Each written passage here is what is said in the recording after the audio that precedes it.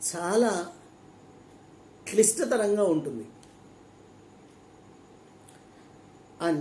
కానీ ధీరుడైన వాడు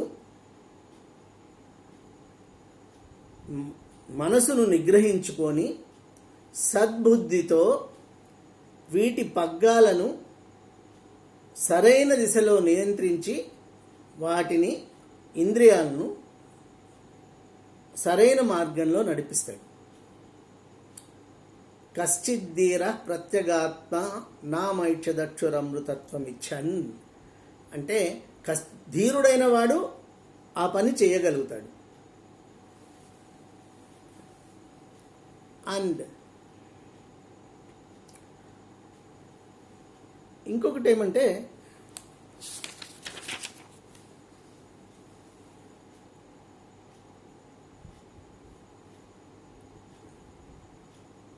అసలు ఆత్మదర్శనం ఎట్లా చేసుకోవాలా అంటాడు ఆయన. ఎన్ని చెప్తున్నావు బాగానే ఉంది నువ్వు, అసలు ఆత్మదర్శనం సరే ఆత్మ ఎక్కడో ఉందన్నావు, యూ సెడ్ ఇట్ ఈస్ అంగుష్ట మాత్ర పురుషో మధ్య ఆత్మనితిష్టతి అని చెప్పినావు, ఆత్మ జ్యోతిరివాధూమక అని చెప్పినావు, కానీ నేను ఆత్మను ఎట్లా దర్శించుకోవాలి ఫస్ట్ అంటాడు. అంటే దానికి పురమేకాదశ ద్వారం అజస్యా వక్రచేతస అంటాడు. అంటే ఈ శరీరము ఒక కోట వంటిది. ఒక కోటలో మనం మహారాజును దర్శించుకోవాలి అంటే we have to go through several phases. It's not very easy to obtain appointment with the king. ఒక్కొక్క దాన్ని ద్వారాన్ని దాటుకుంటూ మనము ఆయన దగ్గరికి పోవాలి, రాజు దగ్గరికి. అలాగే మనకు కూడా ఎంతో ప్రయాసపడితే తప్ప ఆత్మదర్శనం లభించదు అంటాడు. 11 ద్వారాలను నియంత్రించాలా అంటాడు. ఆ 11 ఏవి అంటే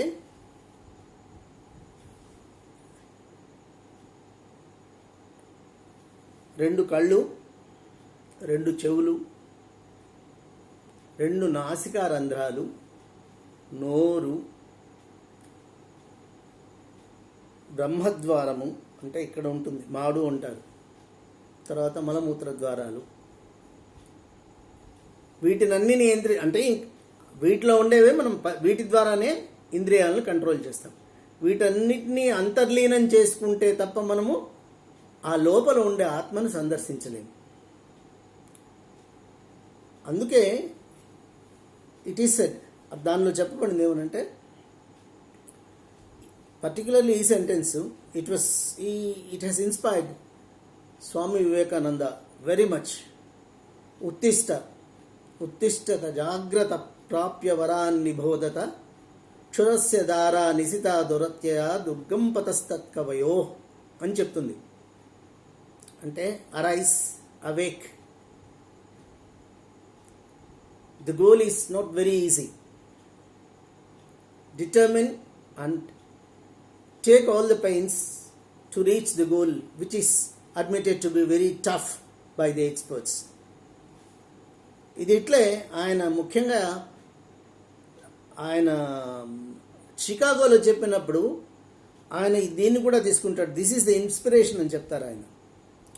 అంటే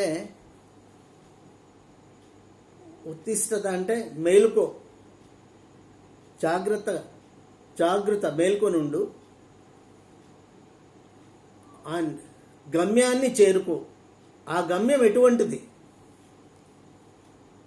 సో ఆత్మవైపు ప్రయాణించాలి అంటే చాలా కష్టతరమైనది అని తెలిసిన వాళ్ళు చెప్తున్నారు. ఆశ్రయించు, సద్గురువును ఆశ్రయించు, ఆ దిశలో ప్రయాణం చేసి తెలుసుకోవాలి. ఆ తర్వాత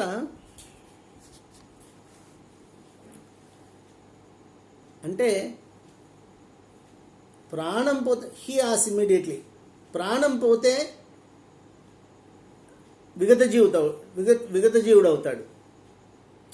సో ప్రాణం పోయింది అంటే ఆత్మ కూడా ఆత్మ నిష్క్రమిస్తే విగత జీవుడు అవుతాడు అని మీరు చెప్తున్నారు. ఆత్మ ప్రాణం రెండు ఒకటేనా?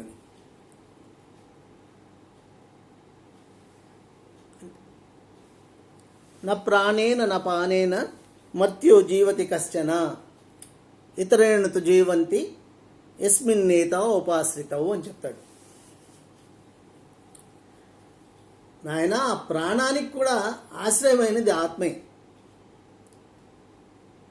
సో ఈ శరీరం జడం. ఈ జడం అంటే ఇన్ఫ్యాక్ట్ ఇట్ కెనాట్ నిశ్చలమైన it cannot do anything independently. So ఏమి చేయాలన్నా దీన్ని చైతన్యపరిచే శక్తి ఒకటి ఉండాలి. అది ప్రాణం రూపంలో చైతన్యము, ఆత్మ అనే చైతన్యము ప్రాణం రూపంలో ప్రవేశించి మనల్నంతా యాక్టివేట్ చేస్తుంది. అంటే శరీరం నడిచేట్టుగా చేస్తుంది. సో ప్రాణాన్ని కూడా ఇన్ఫ్లుయెన్స్ చేసేది. అంటే ప్రాణానికి కూడా ఆశ్రయం ఆత్మే.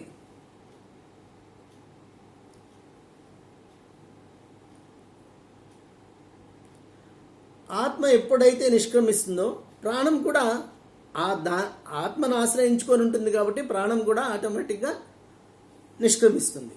అప్పుడు మనిషి విగత జీవుడు అవుతాడు, అంటే మరణిస్తాడు.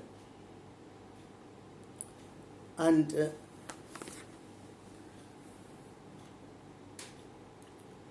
ఏ విధంగా మరణిస్తాడు మనిషి అంటే ఆత్మ నిష్క్రమణ ఏ విధంగా ఉంటుంది అంటే ఈ 11 ద్వారాలు ఉన్నాయి వీటికి. ఈ 11 ద్వారాల్లో ఏ ద్వారంలో అయినా కూడా అంటే ఈ రెండు 6 నోరు 7 ఇదొకటి 8. సో ఈ 2 మలమూత్ర ద్వారాలు దేని నుంచైనా నిష్క్రమించవచ్చు. కానీ ఎప్పుడైతే ప్రాణము ఇక్కడి నుంచి అంటే ఆత్మ ఇక్కడి నుంచి నిష్క్రమిస్తుందో బ్రహ్మద్వారం అంటుంది, అప్పుడు పునర్జన్మ ఉండదు అని చెప్తారు. కానీ ఆ విధంగా మరణించాలి అంటే ఆత్మజ్ఞాని అయి ఉండాలి. మనకు మహాభారతంలో భీష్ముడు, తర్వాత ద్రోణుడు, అశ్వత్థామ హతః కుంజరః అని ధర్మరాజు ఎప్పుడు చెప్తాడో అప్పుడు ఆయన అస్త్ర సన్యాసం చేస్తాడు. ద్రోణాచార్యుల వారు చేసి అస్త్ర సన్యాసం అంటే అస్త్రాలను విడిచేస్తాడు. విడిచి రణరంగం మధ్యలో రథం నుంచి దిగి వచ్చి కూర్చొని పద్మాసనం వేసుకొని కూర్చొని ధ్యానంలో నిమగ్నుడై ఆయన ప్రాయోపవేశం చేస్తాడు. ఆయన ప్రాణాన్ని విడిచిపెట్టేస్తాడు. అంటే ఇక్కడి నుంచి ప్రాణం వెళ్ళిపోతుంది. ఆ వెళ్ళిపోయిన తర్వాతనే దృష్టద్యుమ్నుడు ఆయన శిరస్సు ఖండిస్తాడు. సో అంతటి జ్ఞానులకు మాత్రమే అది సాధ్యపడుతుంది. కానీ సాధనతో ఈ యుగంలో మనము అటువంటి జ్ఞానుల గురించి చెప్పుకోవాలంటే రామకృష్ణ పరమహంస, తర్వాత చంద్రశేఖర స్వామి, రమణ మహర్షి ఉన్నారు. యోగులు ఎంతమందో ఉన్నారు. కానీ చాలా రేరుగా జరిగేవి. ఇటువంటి వాళ్ళందరూ ఆ విధంగానే ఆత్మజ్ఞానం పొందినారు, అంటే నిర్యాణం చెందినారు. ఆ విధంగా వెళ్ళిపోయిన వాళ్ళు, నిష్క్రమించిన వాళ్ళకి ఎప్పుడైతే ఆత్మ ఇక్కడి నుంచి నిష్క్రమిస్తుందో వారికి పునర్జన్మ ఉండదు అని యమధర్మరాజు నచికేతుడికి చెప్తాడు. అంటే ఆత్మజ్ఞానాన్ని పొందాలా అంటే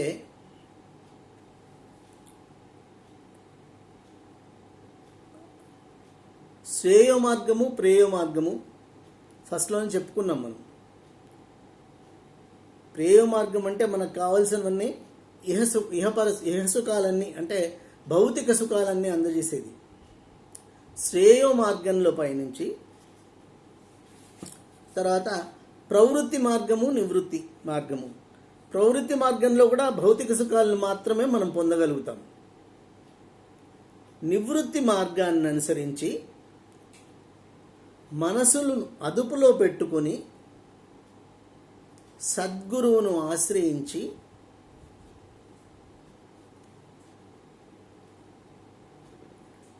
భగవంతుణ్ణి, అంటే బ్రహ్మను, ఆత్మ, ఇక్కడ ఆత్మే బ్రహ్మ, ధ్యానం చేస్తూ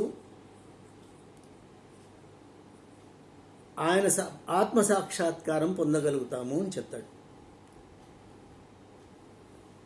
ఇది ఇంతవరకు కఠోపనిషత్తు ఒక దివ్యమైన ఉపనిషత్తు. దీని గురించి ఎంత చెప్పినా ఉంటుంది.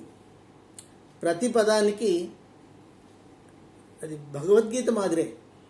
ఆల్మోస్ట్ భగవద్గీతలో ప్రతి పదానికి 4-5 అర్థాలు చెప్పవచ్చు అని చెప్తారు. అండ్ ఎప్పుడైతే మనము ఈ ఆత్మజ్ఞానాన్ని పొందుతామో అప్పుడు మనకు ప్రతి చోటను ఆత్మ సందర్శనమే కలుగుతుంది. We don't find any difference between the people.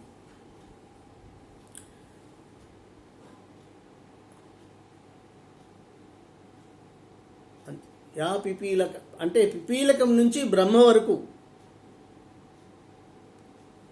అన్నిట్లోనూ ఆత్మని సందర్శించగలుగుతాం. అటువంటి స్థితి పొందిన నాడు మనకు ఆత్మసాక్షాత్కారం కలిగింది అని తెలుసుకుంటాం. ఇది నచికేత యమ సంవాదంలోది యమధర్మరాజు నచికేతునికి తెలిపిన ఆత్మవిద్య. నచికేతుడు తర్వాత తన తండ్రి దగ్గరికి వచ్చి సద్గురువును ఆశ్రయించి ఆయన చెప్పినవన్నీ పాటించి ఆత్మసాక్షాత్కారాన్ని పొందుతాడు. అండ్ ఇంకా చెప్పాలంటే మనము దీని గురించి మనకు ఛాందోగ్యము, బృహదారణ్యకము, ఈ దశోపనిషత్తులో ఉన్నదంతా అదే కంప్లీట్గా చెప్పాలంటే. కేనోపనిషత్తు, ఈశావాస్యోపనిషత్తు. ఈశావాస్యోపనిషత్తులో he starts the very first sentence, ఈశావాస్యమిదగం సర్వం యత్కించ జగత్యాం జగత్తేన త్యక్తేన భుంజీతామాగృధ కస్య స్విద్ధనం అంటుంది. అంటే ఈ ప్రపంచమంతా బ్రహ్మచేత ఆవృతమైబడింది, కప్పబడి ఉంది. సో ఆయన ప్రతి చోట ఉన్నాడు, నీలో కూడా ఆయన ఉన్నాడు. కాబట్టి నువ్వు ఇంకొకరి విషయాలను ఆశించవద్దు అని చెప్పు. It is the very first starting sentence of Ishavasyopanishad. అంటే ఇది మనము ముఖ్యంగా నా స్నేహితుడు అడిగిన విషయం చెప్పాలి కదా, మనసును, సో ఆత్మకు పర్యాయం మనసు కాదు, బుద్ధి కాదు. బుద్ధిని ప్రేరేపించేది ఆత్మ. బుద్ధి మనసును నిగ్రహిస్తుంది, మనసు ద్వారా ఇంద్రియాలను నిగ్రహిస్తుంది. అది కరెక్ట్ డైరెక్షన్లో నడవడానికి ఆత్మ తోడ్పడుతుంది. సో ఆత్మే డైరెక్ట్ చేస్తుంది. కానీ యన్మనసా నమనుతే ఏనాహుర్మనోమతం తదేవ బ్రహ్మత్వం విద్దినేదం యదిదముపాసతే అని కేనోపనిషత్ చెప్తుంది. అంటే నువ్వు మనసుతో ఏది ఆత్మ అనుకుంటున్నావో అది ఆత్మ కాదు. నువ్వు ఆత్మను గురించి ఆలోచించేట్టుగా ఏదైతే నిన్ను ప్రేరేపిస్తూ ఉందో ఏ చైతన్యం అయితే నిన్ను ఆత్మ గురించి ఆలోచించేట్టుగా చేస్తుందో అది ఆత్మ అని చెప్తుంది. సో ఆత్మ అనేది ఒక చైతన్యం, భగవత్ స్వరూపం. సో మనసు, ఆత్మ అంటే బుద్ధి కాదు, బుద్ధిని ప్రేరేపించేది, బుద్ధి చేత సత్ డైరెక్షన్లో నడిపించేది, అంటే సన్మార్గంలో బుద్ధిని నడిపేది ఆత్మ. ఓం నమో నారాయణాయ. Thank you. We'll continue our discussion in the next episode. Thank you.